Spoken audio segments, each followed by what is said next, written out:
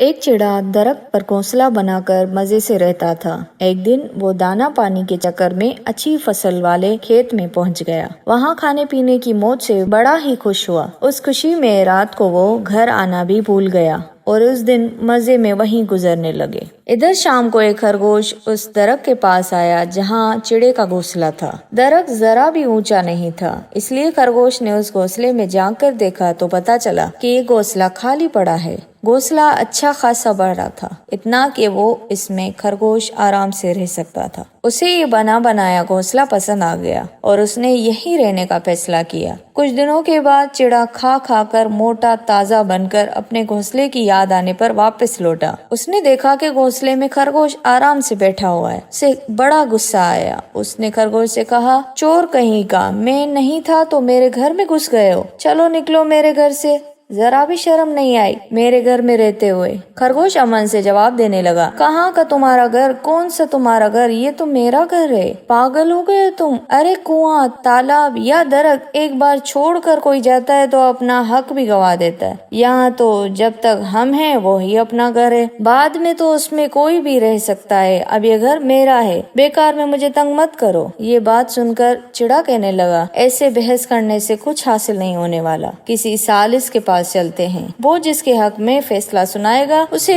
گھر مل جائے گا۔ اس درخت کے پاس سے ایک دریا بہتا تھا، وہاں پر ایک بڑی سی بلی بیٹھی تھی۔ ویسے تو یہ بلی ان دونوں کی پیدائشی دشمن ہے، لیکن وہاں اور کوئی بھی نہیں تھا، اس لیے ان دونوں نے اس کے پاس جانا اور اسے انصاف لینا ہی مناسب سمجھا۔ احتیاط برتتے ہوئے بلی کے پاس جا کر انہوں نے اپنے مسائل بتائے۔ انہوں نے کہا، ہم نے اپنی الجھن تو بتا دی، اب اس کا حل کیا ہے؟ اس کا جواب آپ سے سننا چاہتے ہیں۔ جو بھی صحیح ہوگا اسے وہ گھونسلہ مل جائے گا اور جو جھوٹا ہوگا اسے آپ کھا لیں۔ ارے ارے، یہ تم کیسی باتیں کر رہے ہو؟ تشدد جیسا گناہ نہیں اس دنیا میں، دوسروں کو مارنے والا خود جہنم میں جاتا ہے۔ میں تمہیں انصاف دینے میں تو مدد کروں گی، لیکن جھوٹے کو کھانے کی بات ہے تو وہ مجھ سے نہیں ہو پائے گا۔ میں ایک بات آپ لوگوں کو کانوں میں کہنا چاہتی ہوں، ذرا میرے قریب آؤ تو۔